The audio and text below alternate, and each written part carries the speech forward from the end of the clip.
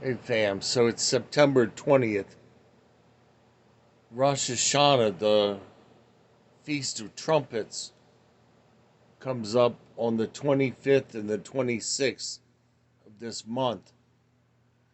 What most people don't know, most the average person doesn't know, was that Jesus was crucified during the Feast of Passover. He was God's Passover lamb. And then there's another feast. Today has been a bad day, so uh, there's another feast in between that, and then the Feast of First Fruits when Jesus was resurrected. He was the first fruits from the dead. And now there's a second set of feasts coming up. There's the Feast of Trumpets, and it's the Jewish New Year, 10 days of atoning for sin, which is important. Sin is a word that you don't hear in our society.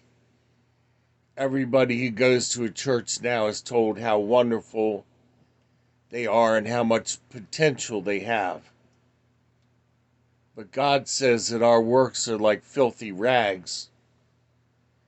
And back in the Bible day, filthy rags meant old pieces of cloth that you attended to yourself with, wiped yourself with, or if you had if you were a lady and you were having your period. So when God says filthy rags, he's not joking. He's not saying a rag that has a little bit of pledge and a little bit of dust on it. He's talking about uh, a rag that has boom boom on it. So in any case, I believe that when the rapture finally happens, it will happen during one of the Feasts of Trumpets, because it's a 2 day celebration. God says no man knows the day or the hour, so check that off. God says Jesus will come back for us at the last trump.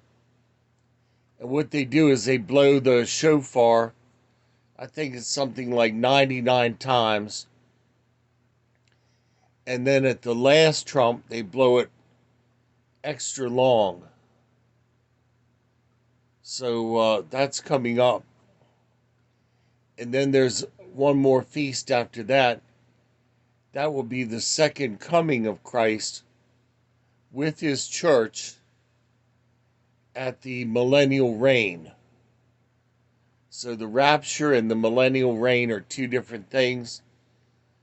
I believe that the rapture happens at the beginning of the tribulation period, because at the same 7 years that there's tribulation down on earth, up in heaven, there's what's called the marriage supper of the Lamb, where we celebrate getting married to Christ. And believe me, I'm ready. And then comes the tribulation period. And if you think things are bad now, with fires and floods and droughts and famine, you ain't seen nothing yet. So now is the time, during these last days of grace, now is the time to give your heart to Jesus. Admit that you're a sinner. Believe that he died for your sins. Confess your sins. And it says in the word that if you're embarrassed to talk about Jesus in front of other people, he will be embarrassed to talk about you in front of his Father. So faith is a public thing. I had a fall from grace today. I let mi mano derecha get under my skin, and I lost it for a couple of minutes. And so I did a great deal of damage to my witness. But it's been a real rough month, and I'm longing for the return of Christ at this point. For you young people that say, well, you wanted a life and a marriage and all this other stuff, I'm sorry to tell you, things are not going to get better down here on earth. But when God brings in his kingdom, that's going to be a beautiful 1,000 years. And the other thing, the reason that I believe that we're in the season of the rapture is that the asteroid Apophis is supposed to come within like 19 miles of the Earth, closer than the satellites circling the Earth. That's close. And any little wiggle could bring that thing crashing down on us.